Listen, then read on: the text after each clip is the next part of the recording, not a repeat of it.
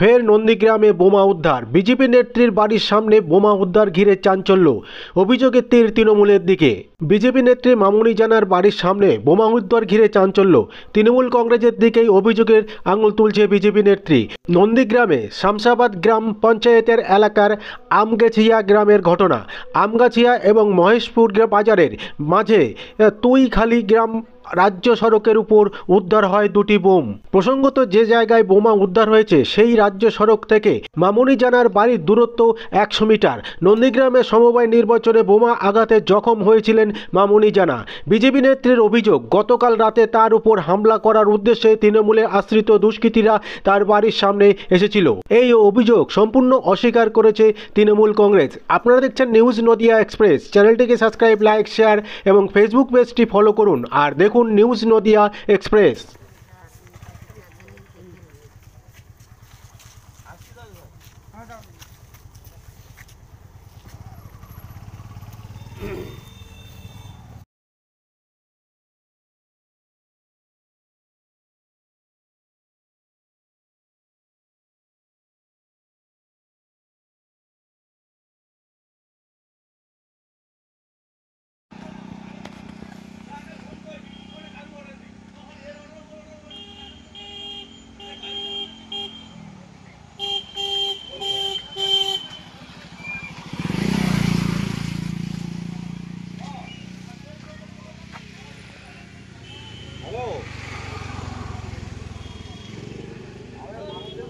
শুনে নেব বিজেপি নেত্রী মামুনি জানা কি বললেন।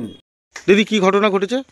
কালকে রাত 12টা নাগাদ আমার বাড়ির সামনে এবং আমার যে রুমের যে জানালা আছে, জানালার সোজা কিছু গাছ কাটার আওয়াজ পায়। আমার বুথের সভানেত্রী আছে, ইনি আওয়াজ পেয়ে, ইনার একটা ছোট গরিব বাড়ি, তো ছোট একটা দোকান আছে রাস্তার উপরে, চা দোকান আছে। ওরা ভেবেছে যে ওই চা দোকানটা ভাঙছি। তো ওরা ওর শ্বশুর এবং ওর স্বামী সবাই যখন বেরিয়ে আসে, দেখছে দুজন দুষ্কৃতী ছেলে দাঁড়িয়ে আছে মোটর বাইক নিয়ে এবং মুখে কালো কাপড় বাঁধা হয়ে আছে। ওরা যখন বলে কে কে কে, তো ওরা বেরিয়ে যায়। তো ও আমাকে রাত্রে বলার পরে আমি আমার বাড়ির পাশে যারা ছিল তাদেরকে জানিয়েছি এবং আমার যে দুজন মেম্বার ছিল তাদেরকেও জানিয়েছি। জানার পরে সকালে আমি যখন যাই 5টার সময়, সারা রাত ঘুম হয়নি, 5টার সময় যখন যাই দেখি না ওখানে বোম পড়ে আছে। তো আমরা থানায় খবর দিয়েছি, মিডিয়াদেরও বলেছি। এবার থানায় পুলিশরা এসে ওই বোমটাকে নিয়ে চলে যায়। আমরা অনেকবার বারণ করার পরেও উনি শুনেননি, উনি এসে বোমটা বালতি করে নিয়ে চলে যায়।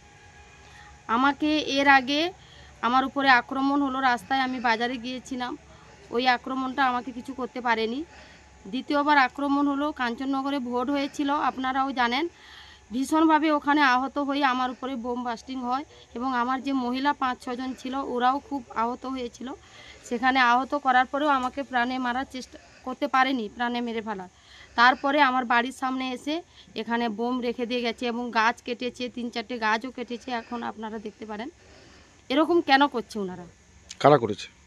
তৃণমূলেরা করেছে। আমি এনআইএ করেছি কিছু দুষ্কৃতীর নামে।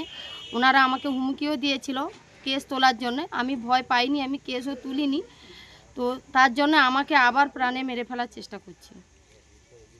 হ্যাঁ, আমার মাথার উপরে একজন আছে, আমার অভিভাবক শুভেন্দুদা আছে। তো ওনাকে আমি জানিয়েছি, উনি নিশ্চয়ই আমার নিরাপত্তার ব্যবস্থা করবেন। আপনার নাম? নন্দীগ্রাম 2 উত্তর মণ্ডলে মহিলা মোর্চার সভানেত্রী মামুনি জানা।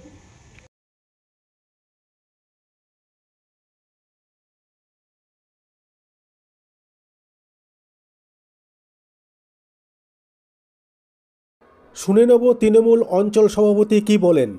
এটা সম্পূর্ণ মিথ্যা কথা।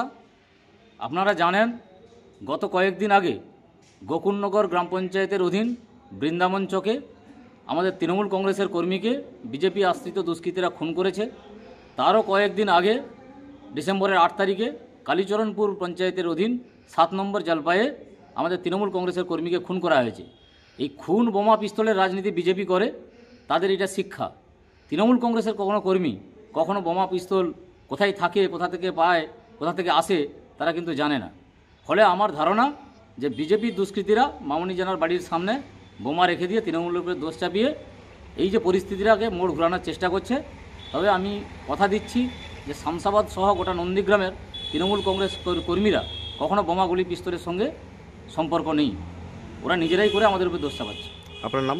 আমি শেখ মনসুর আলী, শামসাবাদ অঞ্চল তৃণমূল কংগ্রেসের সভাপতি।